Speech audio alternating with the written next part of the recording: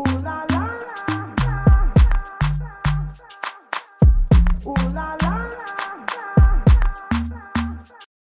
What's up guys, c'est mon nom c'est Gina aka Gin. Bienvenue dans ma chaîne YouTube, bienvenue dans une nouvelle vidéo. La première vidéo de l'année 2025, donc bonne année. Je pense qu'il n'est jamais trop tard pour se souhaiter des belles affaires. Donc en premier lieu, la santé, beaucoup de bonheur et tout ce que tu désires pour cette nouvelle année. C'est ça, j'espère que ça va être une merveilleuse nouvelle année pour chacun d'entre nous. Alors dans la vidéo d'aujourd'hui, on va aborder vraiment un reset complet. Moi, je pense que chaque année que Dieu fait, c'est une année qu'on doit se renouveler. On doit avoir des nouveaux objectifs, pas nécessairement des résolutions.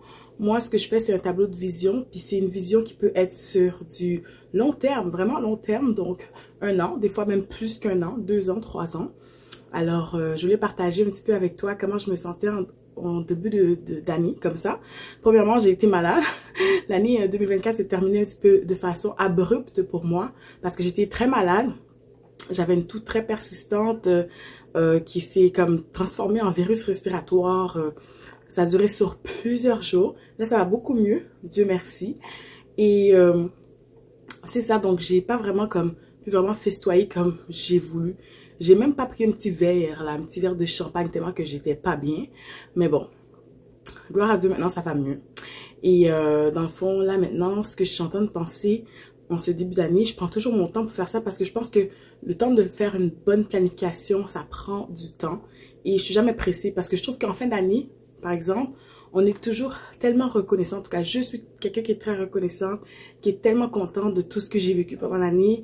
Quand je compte toutes mes bénédictions que j'ai eues pendant l'année, je regarde tout en arrière, là, tout ce que j'ai fait. Tu sais, il y a des gens qui font des petites vidéos recap, puis quand tu retournes en arrière dans tes photos, tes vidéos, tu es comme, waouh, j'ai fait beaucoup de choses. Merci Seigneur, j'ai vraiment eu une belle année 2024, bien que ça s'est un petit peu terminé sur une note un peu plus amère. Mais vraiment là, je suis vraiment contente. Alors, c'est ça. Je comptais mes bénédictions. Je me suis dit, waouh, j'ai fait comme plusieurs road trips. Donc, je suis allée au Festival des Tulipes, je suis allée à Plattsburgh, j'ai fait des vlogs. J'ai aussi été à Toronto, Burlington. En fait, pardon, je tousse encore un petit peu. Mais bon, c'est très intermittent, disons. Alors, c'est ça. J'étais à Théo, Plattsburgh, j'ai été à Burlington, Ottawa pour le Festival des Tulipes. Ensuite, j'ai fait plusieurs voyages. J'ai commencé l'année à Cuba et ensuite je suis allée à Miami au mois d'août. Là, j'ai un voyage qui s'en vient bientôt. Je vais sûrement vlogger, fait que essayez de deviner dans les commentaires ça va être quoi la prochaine destination. Et ensuite, c'est ça. Qu'est-ce que j'ai fait d'autre? Plein d'activités. La maison lavande qui était sur ma bucket list depuis très longtemps. J'ai fait des escape games. Je suis retournée à l'atelier Marjorie. J'étais allée plein de fois au spa. Qu'est-ce que j'ai fait d'autre? My God. J'ai fait tellement d'affaires que c'est dur de me rappeler de tout. Tellement j'ai fait plein d'activités. Oh oui, j'ai fait le candlelight.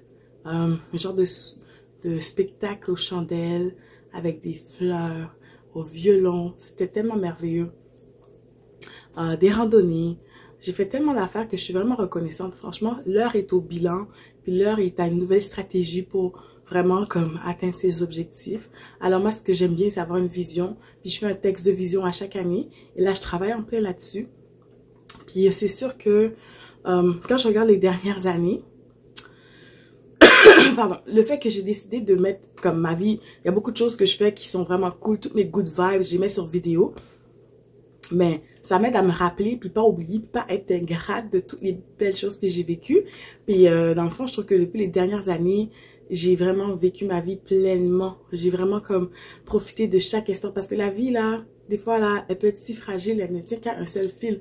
Des fois, on pense que demain, c'est acquis, mais on peut pas. Il faut vraiment voir que, dans le fond, chaque jour que Dieu fait, c'est une grâce qu'on a d'avoir le souffle de vie dans nos poumons. Et moi, c'est pour ça que je veux toujours mettre au premier plan, dans ma nouvelle vision, la spiritualité. Cette année, j'aimerais vraiment être capable de jeûner. Je trouve que j'ai de la difficulté à le faire, bien que je l'avais déjà fait pendant 21 jours. Mais on dirait que j'ai la difficulté à le faire. Puis j'aimerais ça le faire, au moins une fois cette année, une couple de jours.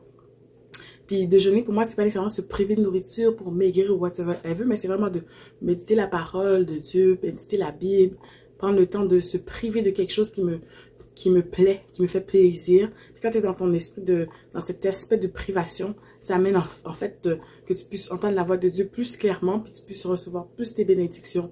Donc ça, c'est quelque chose que j'aimerais vraiment faire cette année. Il y avait un jeûne au début de l'année avec mon église, puis j'ai pas pu participer parce que j'étais tellement faible, j'étais tellement malade que je ne sentais pas capable de me priver ni de nourriture, ni de café, ni de rien du tout. Alors, là, c'est ça. Ça, c'est au niveau spirituel. Au niveau financier, c'est sûr que j'ai commencé à lire un nouveau livre, un livre qui était déjà sur ma liste depuis longtemps. J'avais commencé à le lire, finalement, je l'avais mis de côté, je l'avais pas terminé. Fait que là, je l'ai reloué à la bibliothèque et le livre est bourré de post-it. Alors, c'est un livre que, dans le fond, c'est pour mettre en place des stratégies financières pour investir. Le pourquoi, c'est parce que je trouve que, bon, Dieu m'a béni au niveau de mes finances et il y a des choses que dans le fond, je trouve que je laisse trop d'argent dormir là, que je pourrais les placer ailleurs, puis avoir des meilleurs investissements. Puis, dans le fond, je voudrais comme m'intéresser à la bourse et mettre des placements à la bourse. Et je veux pas vraiment juste parler de ça, puis pas le mettre en action. Fait que le livre, là, il y a plein de post-it dessus, puis à chaque fois que je lis quelque chose, je le mets en action. Fait que j'ai commencé comme, à chaque année, je refais mon budget 3 fois par année, à chaque 4 mois, j'ai refait mon budget. Ensuite, c'est ça, j'ai vraiment regardé où ce que je pouvais couper. J'ai ajusté les montants selon l'inflation aussi et ça m'apaise. Vous pouvez pas savoir comment ça m'apaise parce que des fois, on est en train de vivre dans un climat de peur, de terreur. Oh, l'inflation, oh, les salaires suivent pas. Est-ce qu'on va arriver à bien vivre? Est-ce qu'on va arriver à manger? Puis moi, je me suis toujours dit, si bon Dieu comble mes besoins de base, je vais être tellement contente. Si j'arrive à payer toutes mes factures, on a du manger sur la table, je suis très reconnaissante pour ça. J'ai un toit sur la tête, ça me prend tellement peu pour être vraiment comme satisfaite pleinement que je suis reconnaissante d'avoir comme un petit peu plus puis être capable d'aider mon prochain. J'ai même une case dans mon budget que c'est de donner. Puis je trouve que quand tu donnes, il y a beaucoup de plaisir à donner. Puis ça te revient toujours. Que ce soit d'une façon ou d'une autre, ça te revient toujours.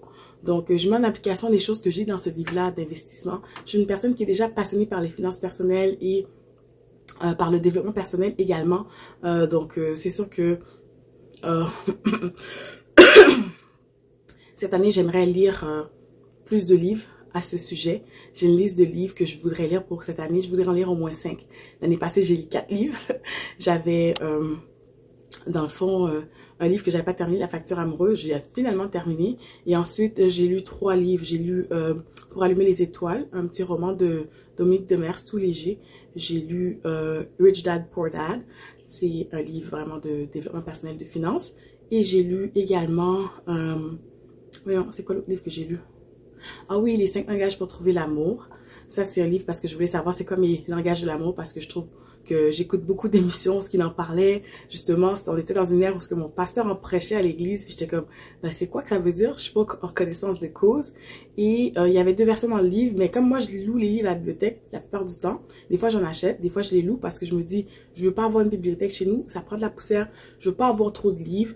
Donc, je sais pas qu'est-ce que je vais faire avec tous ces livres-là. Alors, comme je me dis que je paye des taxes puis qu'il y a déjà des livres à la bibliothèque qu'on peut emprunter, je préfère les emprunter parce que, franchement, j'en ai 2-3 chez nous.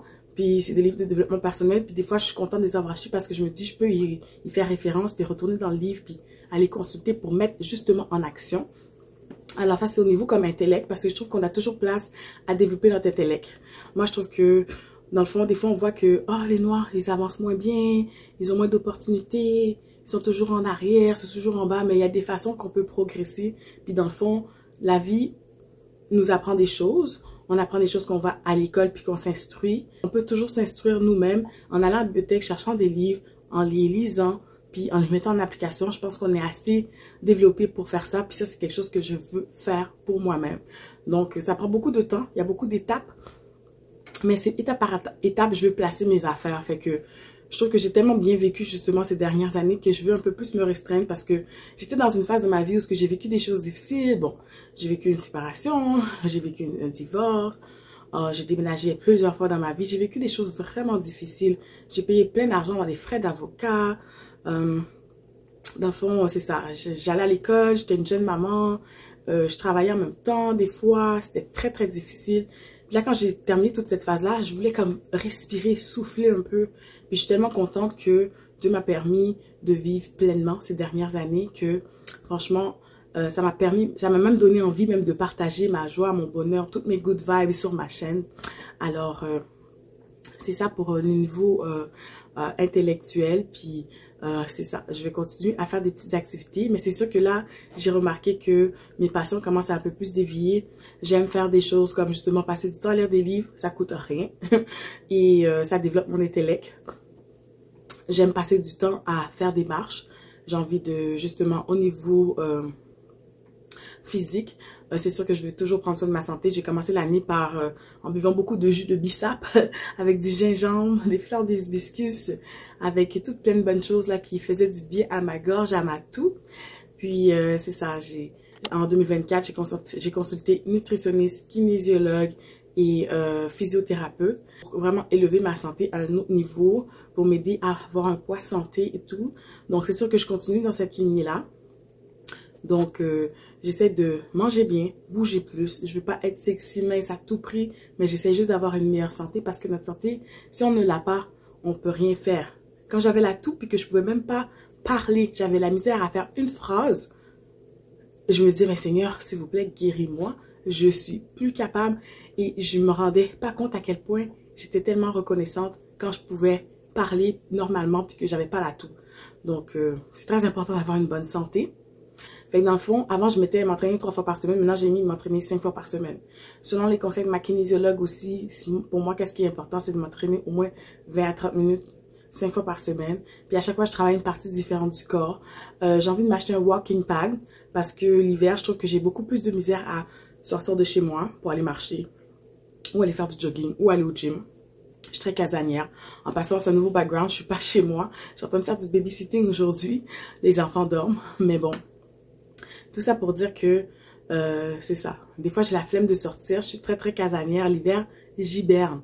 Fait que j'ai envie de me munir d'équipements qui vont m'aider à garder une bonne santé. Donc, pour faire mon cardio, pour faire mes pas. Parce que ma kinésiologue me disait que c'était très important de marcher au moins 15 minutes par jour. Et en plus de faire des petits entraînements de 20 à 30 minutes par jour, 3 fois par semaine qu'elle m'a recommandé. Mais moi, j'aimerais ça augmenter à 5 fois parce que il y a une journée, j'ai refait mon programme là. Il y a une journée, je travaille le haut du corps. Donc, les bras. Il y a une autre journée, je travaille les abdos. Il y a une autre journée, je travaille les fessiers et les jambes. Il y a une autre journée, je travaille le cardio. Puis il y a une autre journée que je travaille le dos. Fait que j'ai comme 5 journées pour cibler des affaires. Puis c'est sûr que, selon ma kinésiologue, admettons, je fais du jogging. Moi, je suis très consciente que c'est cyclique, ces affaires-là. En janvier, il y a plein de gens qui ont des bonnes résolutions. Oh yes, new year, new me. Je m'en vais au gym. Non. Moi, je sais qu'en janvier, février, même mars, des fois, j'ai pas envie de mettre mes pieds au gym. J'attends que les gens abandonnent leur résolution. Je suis désolée. C'est pas que je leur souhaite qu'ils réussissent pas, mais c'est juste que je sais qu'ils se rendent peut-être pas compte que c'est cyclique puis qu'ils vont tenir pas longtemps parce que ils veulent juste le faire parce que tout le monde le fait ou parce que c'est la nouvelle année.